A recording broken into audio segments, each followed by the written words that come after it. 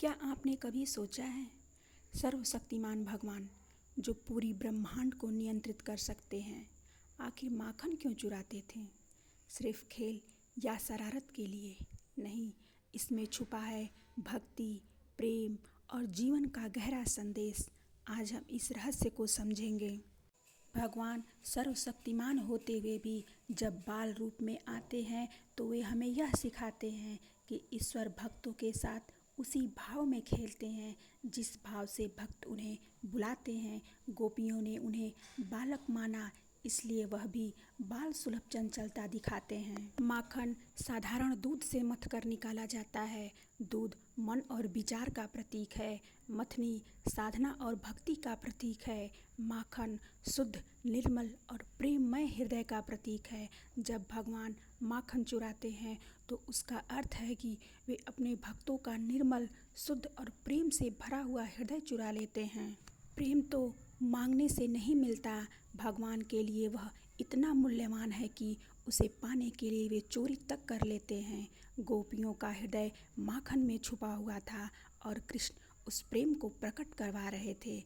यदि कृष्ण केवल महलों में रहते और राजसी ठाठ दिखाते तो लोग सोचते भगवान तो केवल धनवानों के हैं, लेकिन माखन चुराने की लीला दिखाती है कि भगवान साधारण ग्रामीणों घरों में भी उतरकर प्रेम स्वीकार कर लेते हैं। यह लीला हमें बताती है कि ईश्वर और भक्त का संबंध औपचारिक नहीं होता, बल्कि ममता, खेल और हंसी ठिठोली से भरा होता है। भगवान कृष्ण ब्रह्मांड के रचयिता होकर भी माखन चुराते हैं क्योंकि वे प्रेम के भूखे हैं। माखन तो बस बहाना है, असली चोरी है भक्त का निर्मल प्रेम और हृदय। वही से कृष्ण जिनकी एक मुस्कान से पूरा ब्रह्मांड हिल जाता है, वही कृष्ण जिनके नाम से गीता का ज्ञान हुआ, वही कृष्ण जो भगवान विष्णु के अवतार हैं। वे आखिर क्यों एक छोटे से गांव में गोपियों के घर जा जाकर माखन चुराते थे?